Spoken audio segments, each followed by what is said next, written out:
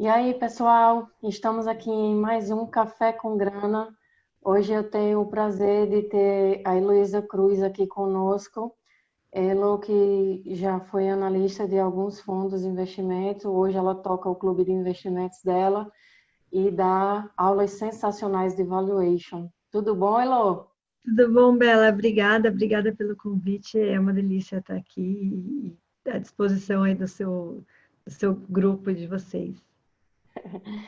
Então, Elo, a proposta desse encontro, né, é que eu gostaria de abordar o processo de educação financeira individual, né, de vários participantes do mercado, para que as pessoas entendam como isso acontece de forma muito diferente, né, de uma pessoa para outra. E aí, eu queria saber, assim, na tua opinião, o teu processo de educação financeira, assim, ele começou devido a algum evento que aconteceu com você, com a sua família, alguma coisa que te fez virar a chave, assim, ou foi um processo, um trabalho de formiguinha e foi acontecendo aos poucos? Reza a lenda que eu sou descendente de judeus, né? Reza a lenda que eu peguei o último gota de sangue judeu da família. Mas, brincadeiras à parte, eu sempre me interessei por dinheiro por algum motivo. Então, eu lembro que meu pai é médico e ele recebia em cheque. E aí, às vezes ele trazia os cheques para minha mãe depositar e ele fazia assim, com o cheque, assim, e olhava e a minha mãe disse que eu brilhava o olho, assim. Quando eu nasci, eu nasci no hospital que meu pai trabalhava. E aí era o hábito do hospital, que no final do dia eles marcavam as cesáreas, e aí 12, 15 médicos na sala de parto acompanhar o parto, assim, para ficar batendo papo e o assunto era ações. Mas acho que o fato que mais me marcou mesmo, e eu me lembro disso, foi que na época do Plano Collor, meus pais, eles tinham um dinheiro para uma reforma, e aí o Collor sequestrou o dinheiro e eles foram super mal orientados, então eles tentaram sacar, e aí quem sacou antes da hora perdeu muito. E isso me marcou muito, porque eles levaram anos para recuperar disso. E eu Uhum. olhei, e quando eu penso, todas as vezes que eu pensava nisso antes de casar, eu conversei muito com o meu então noivo, né? Hoje já marido há quase 15 anos. Eu falei, olha, a situação é essa, assim, eu não vou passar aperto, eu não vou ter dívidas, não vou fazer nada disso. Então, saiba que se você casar comigo, eu vou guardar dinheiro como se não houvesse amanhã. E foi isso, assim, essencialmente eu casei, eu lembro que eu morava de aluguel, porque financeiramente fazia mais sentido. A gente sempre guardou, agora não mais, tá? Mas o maior dos dois salários. Uhum. E era como se não houvesse amanhã. Eu lembro de uma história de uma amiga minha, a gente estava saindo da igreja para almoçar, e a gente tinha uma expectativa de ir num restaurante japonês barato, e ele estava fechado, porque tinha uma feira lá em Moema. E aí a gente chegou na porta de um restaurante japonês caro. E aí a gente estava num grupo de uns 10 casais, alguns queriam entrar, outros não. E eu falei, gente, e assim, eu podia ir, mas eu sabia que tinha gente no grupo que não podia. Eu falei, não, não tem a menor condição da gente entrar nesse restaurante. Eu acho que o mais adequado para o grupo como um todo é o outro que é baratinho. E assim, e foi o tempo todo assim, até que a gente começou a guardar, e aí deu 2009, e em 2009 eu fiz meu all-in na bolsa. E aí no final do ano de 2009 eu tinha tido uma rentabilidade de quase 300%. Aí a gente olhou Nossa. aquilo e falou, não, ok, isso vai fazer parte da nossa vida. E Isso na foi pessoa assim. física, Elo, ou já existia o clube? Não, na pessoa física. O clube, ele é de 2014, Hum. fevereiro de 2014. Beleza, Elo. Você acha que teve alguma influência da sua família nesse quesito aí, na sua família, antes do seu núcleo familiar atual, né? Pai, mãe, irmãos? Vocês falavam sobre o tema educação financeira ou organização financeira, qualquer coisa do tipo? Não, não, com certeza não. Assim, na verdade, a metade da minha família ainda não se importa com isso. Quem se importa, basicamente, tipo, foi porque eu incentivei, eu ensinei, eu falei como fazer e hoje eu controlo o dinheiro. Então, assim, quem cuida, por exemplo, quem cuida do dinheiro dos meus pais hoje sou eu. Quem diz faz Uhum, isso, faz aquilo, enfim. E no resto da minha família tem um perfil muito diferente, assim. entendi. E na escola, Elo, vocês falavam sobre isso ou não? Não, assim, eu tinha alguns amigos que gostavam do assunto, mas eram bem poucos na escola.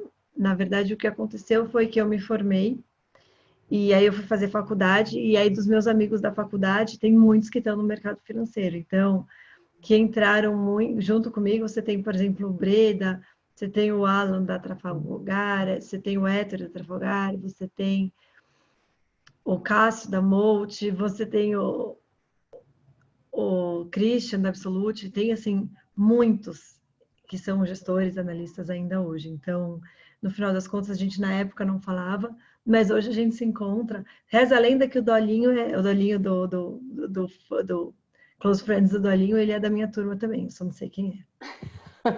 Ainda não conseguiu descobrir, né, Lu? E no seu núcleo familiar, assim, entre marido e filhos, vocês costumam falar sobre esse tema?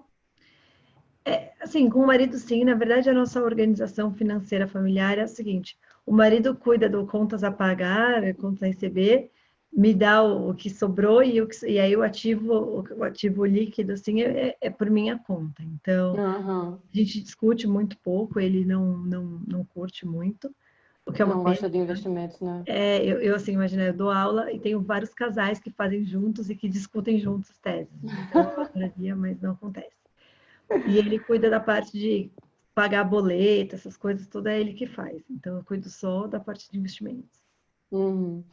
Elô, assim, nas minhas palestras e nos encontros individuais também, né, que eu costumo atender às vezes, eu escuto muito as pessoas falarem assim, que não gostam do tema, que nada que envolva finanças, porque é de humanas ou porque não gosta de nada que envolva números.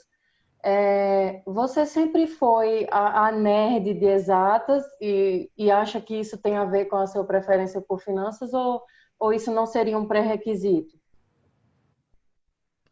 Sim, vamos lá. Eu acho que é difícil virar e falar, não, isso não é um pré-requisito, mas claramente influencia, né? O que Uhum, acontece é, se você, eu sempre fui a nerd de exatas, e, por exemplo, na minha família é uma família toda de humanas, então, de novo, eu não tenho nenhum primo, nenhum irmão que gosta do assunto. uhum, Mas a história é, eu acho que assim, as pessoas de exatas elas são mais racionais. Então, e investir envolve muita racionalidade. Então, meu ponto é assim, ó, se eu não guardar dinheiro hoje, pode faltar lá na frente. Então, de repente, você faz conta de valor presente, né, de dinheiro no tempo. Então, às vezes, uma viagem boa que eu faça hoje, isso pode ser 2, 3, 4 anos de custo de vida lá na frente, se eu coloco dinheiro para render direitinho. Então, no final das contas, como você acaba sendo uma pessoa mais racional, você acaba olhando isso com mais frieza. E você vê, por exemplo, obviamente, a história dos meus pais terem passado dificuldade, os meus sogros também. Então, isso para a gente marcou muito, porque a gente olha e fala, uhum. não queremos isso para os nossos filhos. Não Aham. queremos que os nossos filhos precisem contribuir em casa para fechar a conta, enfim. Então, não queremos que deixem de fazer qualquer coisa porque a gente tem dívida. Então, a gente no começo guardava muito dinheiro. Hoje a gente ainda, assim, agora não que eu estou fazendo reforma, mas a gente ainda guarda dinheiro. E a ideia é que justamente assim chegar naquele ponto de liberdade financeira, assim. Então, Uhum. eu não preciso ser rica, mas eu já tenho hoje a liberdade de, por exemplo, receber uma proposta de emprego que em outros tempos, na verdade não é mais emprego, né? Na minha situação geralmente é sociedade, mas que em outros tempos era uma proposta de sonhos, mas que hoje me faria abrir mão de um tempo com as crianças, enfim, que eu olho e falo, não faz sentido para mim. Então, no final das contas, às vezes é um pouco isso. Você está menos preocupado com se você vai ficar rico ou não, mas você está mais preocupado com garantir que não vai faltar e que você não precisa mais ficar correndo atrás do dinheiro. Então, você se considera livre financeiramente, né? Sim, Ah, com legal. certeza. É, Depois de, assim, de ter trabalhado tanto tempo, né, com análise de ações, em fundos mesmo, o que te fez ir para o ramo da educação, né? Ensinar o que você aprendeu no mercado. O que te fez tomar essa decisão? Foi sem querer. Eu não decidi isso, na verdade, decidiram por mim. Basicamente, eu estava investindo, eu parei de trabalhar quando eu tive meu primeiro filho, e aí a ideia foi justamente ficar em casa E enquanto eu estava em casa, eu cuidaria das crianças, teria quantos filhos eu quisesse. E eu, em algum momento, eu senti falta de me relacionar e de ter com quem trocar ideia. E aí eu fui para o Twitter, né? Eu lembro que tinha muita, eu sabia que tinha muita gente no Twitter, eu fui para o Twitter. E aí no Twitter eu comecei a trocar ideia, enfim, na época eu explicava como é que funcionava uma tese de investimentos, o que as empresas faziam, eu fazia muito disso. E no final das contas eu olhei e falei assim, e eu vi o quê? Que as pessoas começaram a pedir para eu ensinar a fazer aquilo. E por muito tempo eu falei que não, que se elas quisessem tinha o livro A, o livro B, o livro C, que ensinavam a fazer exatamente o que eu fazia. E que as pessoas lessem o livro e começassem a fazer sozinhas. Que foi como eu aprendi, né? E aí as pessoas liam o livro e voltavam, pelo amor de Deus, ajuda, então dá um curso sobre o livro. E eu falei, ah, tá bom, eu vou fazer um curso, é um curso para você aprender a ler o livro. Eu faço o curso uma vez só, você aprende a ler o livro e ninguém mais me enche o saco e pronto. E foi isso, só que foi o feedback do curso foi super legal. Eu adorei dar aula, assim, eu não imaginava, é muito gratificante trabalhar com educação. Então, é claramente, assim, é muito mais gratificante, que nem eu falei, eu vou ter uma turma presencial agora, né? Então, esse final de semana tem um curso presencial, e é o primeiro desde março, desde aquele que você foi. E eu tô, assim, super animada, porque Ah, que é legal. bom para mim, sabe? Faz bem para mim. Uhum. Assim, as pessoas ainda estão com medo, então é uma turma bem pequena, mas é uma coisa que eu estava precisando. Então é muito gratificante, assim, a alegria que te dá é diferente da alegria que te dá, por exemplo, ter uma performance. Ano passado eu performei 130% no fundo, óbvio que é ótimo, mas não é a mesma coisa e nem se Uhum. compara. Então acabou que é isso, eu gosto muito, eu me divirto e eu vejo as pessoas depois, antes do curso, depois do curso, discutindo num nível totalmente diferente. Entendi.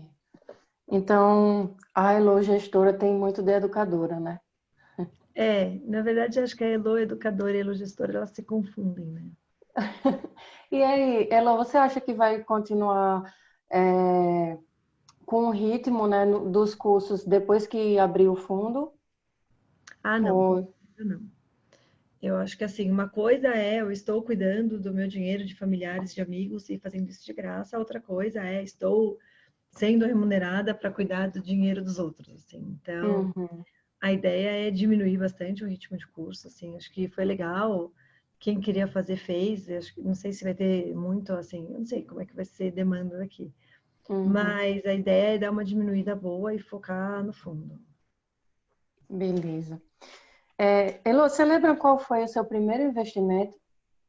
Eu comprei com o meu primeiro bônus uma carteirinha que tinha Natura, GP Investimentos e ALL, né, que hoje é Rumo. Então, você já começou nas ações. Ah, antes disso eu tinha um fundo de investimentos que era um fundinho de ações, mas era porque era pouco. Assim, meu primeiro investimento que realmente fez sentido para mim foram essas 3 ações que eu comprei com o meu primeiro bônus. Você lembra quantos anos você tinha, Elo? Lembro. Foi logo depois de casar, 24. Legal. E, na tua opinião, qual o maior erro que você já cometeu com os seus investimentos? PDG. Eu tive uma posição de PDG e conforme ela foi caindo, eu fui aumentando. Então, uma posição que nunca foi mais de 8% do fundo me roubou 15% do patrimônio. Caramba. Cheguei a perder 80%, desde o mais alto até o mais baixo. Na tua carteira tem renda fixa ou só ações? Muito pouca renda fixa. E ETF, Elo, qual a tua opinião sobre ETFs? Eu acho uma forma válida de você construir, montar uma carteira diversificada. Então, eu sempre falo que para quem está começando, você coloca talvez 10% do seu, 20% do seu dinheiro que você quer gerir fica na sua mão, e aí 80% deveria ficar ou em ETFs ou em fundos, justamente para você deixar a tomada de decisão se terceirizar até que você ganhe desenvoltura nas suas capacidades, sua habilidade de escolher ações. Na sua opinião, investir em ações é para todo mundo? Eu acho que é sim. Eu acho que talvez fazer stock picking não seja, porque no final das contas você fazer stock picking demanda tempo e interesse. Mas a pessoa que não está disposta a escolher as próprias ações, gastar tempo estudando, ela pode escolher fundos ou ETFs, né, que são fundos negociados em bolsa, e colocar o dinheiro lá e ser feliz. Uhum. Se você tiver uma visão de longo prazo e você escolher um bom gestor ou, enfim, um bom índice, eu acho que não tem problema. O que depende, o que tem um pouco, e isso é uma coisa que até eu falo muito em curso, que as pessoas olham e falam assim, não, eu sou o perfil conservador e eu não gosto de tomar risco. E a questão é que você toma mais risco, às vezes, estando só em renda fixa, do que você comprando boas empresas, porque eventualmente a renda fixa, por exemplo, atualmente a renda fixa ela não te cobre nem da inflação. Então você acaba correndo um risco que é pior, né? Que é o risco de você sobrepassar o seu capital. Então você não guardar dinheiro, não ter guardado dinheiro suficiente para sua aposentadoria. Beleza, Elô. Eu queria que você indicasse um livro, um podcast e um filme. Se você gostar de podcast, se não, pode indicar um canal de YouTube mesmo. Um livro. Eu acho que eu gosto muito do Investidor Inteligente, porque ele passa um pouquinho sobre tudo que a pessoa que quer começar a investir em bolsa precisa saber. Um filme, difícil. Deixa eu pensar. Não estava preparada para isso. Eu não sei, atualmente eu ando vendo só filme do tipo Rei Leão, só filme infantil, então eu vou Uhum. passar. E podcast, o podcast que eu mais gosto é o Stock Pickers, porque para mim é um podcast que realmente me agrega. Mas tem um gringo que chama Ian Cassel, que eu gosto muito dele também em podcast. Ah, Ele tem legal. um grupo que chama Microcap Club. Ah, legal. São É, investidores pequenas. Elô, aqui no Brasil, tem algum gestor assim que você ache o estilo dele muito parecido com o seu? Tem alguns, mas um que eu vou citar, acho que dessa vez é o André Gordon, que é do GT Investimentos. Ah, sim, ele esteve, né, no curso quando eu estive lá, em Sim, março. sim, Legal. ele esteve batendo papo com o aluno no final do domingo. Muito bom. Bom, Elo, eu só tenho a te agradecer, de coração mesmo, por ter aceitado. Depois de um dia tão cansativo, estar aqui conosco. É um prazer compartilhar essa tela contigo. Eu falo bem de você onde eu vou, então acho pouquíssimo provável que meus seguidores não saibam quem você é. Mas fica um convite aí, galera, também para quem não conhece, procurar a Elo. Até ela tem um site também, tá? Que tem todas as informações dos cursos dela. E segue ela no Twitter também, que o Twitter dela também é muito valioso. Obrigada, obrigada, Bela. Prazer estar aqui. Assim, acho que a gente vive um mundo muito gostoso de ver as pessoas começando a investir em bolsa e a gente torce para que isso cresça muito. Assim, acho que esse de investir em bolsa e ter uma boa rentabilidade não é só para fulano, ciclano, não é só para quem tem muito dinheiro, é para todo mundo. Então, a gente fica na torcida que as pessoas consigam efetivamente investir e ganhar dinheiro. Obrigadão, Elo. Até a Obrigada. próxima. Tchau, Até. tchau.